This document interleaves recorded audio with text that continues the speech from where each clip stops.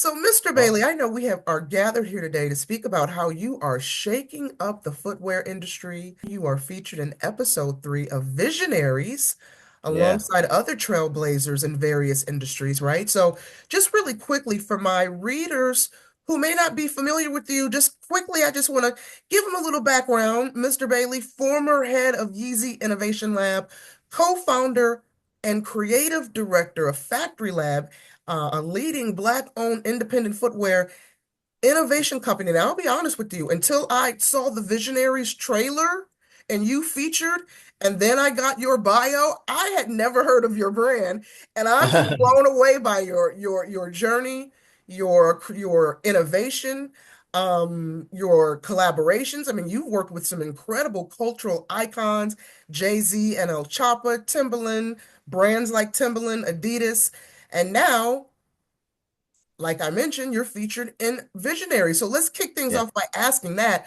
What does it mean to you to be recognized in this way? And what do you hope audiences take away from your episode?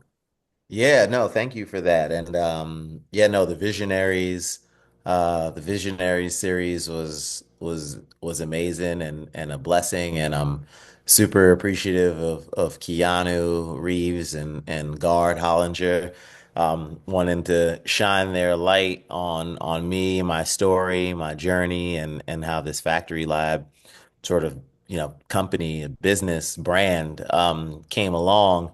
And it was great. We had a great time shooting. We filmed it almost a year ago, over a couple weeks in LA, and we went back to Florida to see my family, and just be able to tell that arc and that story of of my journey, which is one of I think of passion, commitment, but determination, one of resilience for sure.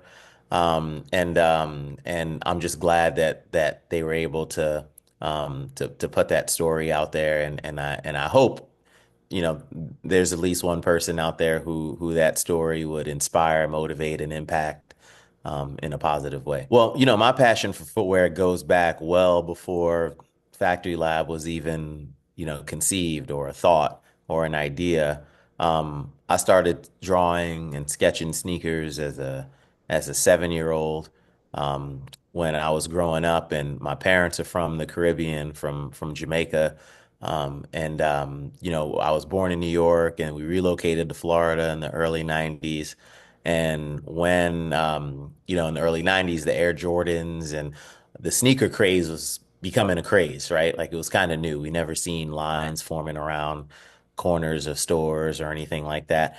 That's all very familiar to us today, but like then it was a new thing. And in some communities, it wasn't so safe to be walking around wearing those kinds of shoes because you were afraid that they were going to get taken off your feet. Some people might have gotten beat up for them. Some might have gotten worse to get their shoes for them. And I went to a grade school that was in a pretty rough area, and and I saw plenty of kids who had to walk home barefoot with no shoes on. So as a result of that, my parents didn't want to buy me sort of the really sought after shoes. So since I couldn't have them in reality, then drawing them on paper and looking at my East Bay magazines was sort of my way to, I guess, satisfy that appetite that I had for wanting the shoes, like just being able to visualize it in my head and sketch it on a piece of paper was made me happy. And I did that, not knowing where any of that would go, but that was where, the passion started. And then that led me into art school, and then art school led to art college, where I was able to get a handful of different internships with New Balance, K-Swiss, Adidas, and other brands and companies. And then fast forward all the years later to Factory Lab, after I lived in India for 3 years, ran shoe factories there. I lived in China. I spent a lot of time overseas abroad, really understanding global supply chain, not just design. I'm not just a designer, but I'm someone who really understands the business of footwear from A to Z. And I was able to acquire that knowledge over those years of doing that, which led me to Yeezy, and then post Yeezy, starting Factory Lab, where me and my co-founder Abi were able to put together a really strong business model and plan, and 2.5 years ago, go out and raise $6 million to get the company started off the ground, which then led to actually recently our Series A that we've closed at a little over 9 million. So we've been able to raise over $15 million in venture capital to build this company. And last year we had some success with NLE Choppa and the Duck Boot, who's a young rapper who's very, very popular amongst I don't even know what you call that younger generation. I don't think it's Gen Z. It's something else now. But we came together and we created the shoe together within our business model of empowering creators and cutting them in on the revenue in a way that big brands don't necessarily work. And that business model was attractive to him. And aside from that, we hit it off, me, him, and his mom, and they're just fantastic people. His mom is great. And then you realize why he's so great as he is when you meet his parents. And we just hit it off, and we were aligned from the very beginning, and we were able to launch this product in the market and really be able to prove out the business model that I can come, or Factory Lab could come together with a creator or a public figure such as himself, and combined our two machines and have the success that we were able to have. Now we're able to take that and learn from it, and build on that. So that's the foundation now of Factory Lab, and our goal is to continue to do that with other partners, other brands, other creators, and continue to help them build their brands through footwear in a big way. And hopefully we'll be able to, turn this company into an even bigger entity in the very, very near future.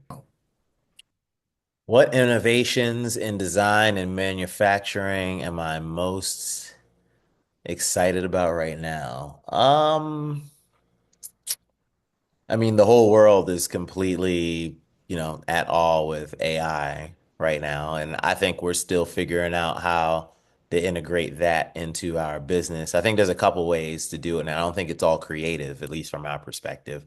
I think, you know, one way is just operationally the way you run your business, and I don't know whether it's like accounting or other little things like that, or well, not little things, but big things like that, where maybe AI can assist and help from that perspective.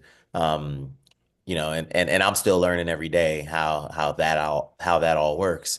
And as we continue to learn, then I think it'll become more obvious how we integrate that into the business. From a creative perspective, um, I'm, I all the design kind of starts and stops with me. I have a design team, and they're great. And we have a very specific way, and we like to work. I love to draw and sketch. So like, I guess call me old school or a dinosaur or whatever you want to call me, but I like getting my sketchbook and just getting the pen and just kind of sketching, and then I'm able to sort of share visually those thoughts and ideas with the creators on my team. And then we're able to further develop those ideas into like digital 3D renderings and 3D models, and whatnot. I guess if I had to say, if to answer your question specifically on a technology that I might be excited about, it would probably be more about how 3D printing continues to evolve.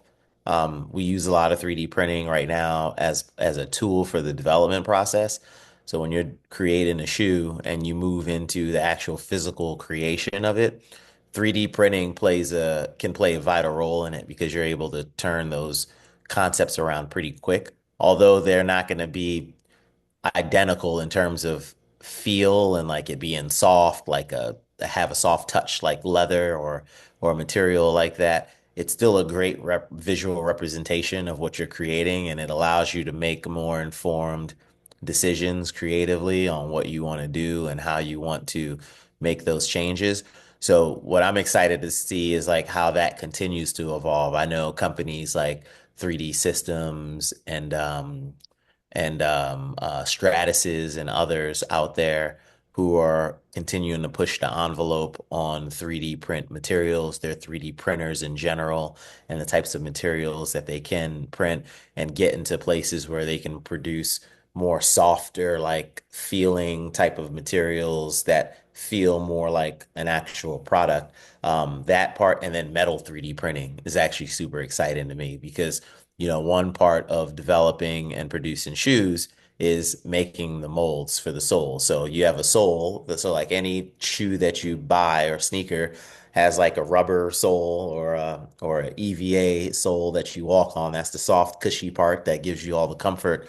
There's a mold that needs to produce that part. And usually those molds are very large and they're generally made out of aluminum or steel or some kind of metal composite, and those molds have to be made right now in like CNC machines, and other equipment, and it takes a while to create. A while meaning like upwards of a month to get these things done. Especially if you're making tweaks and changes to it along the way, then that just kind of prolongs the entire process.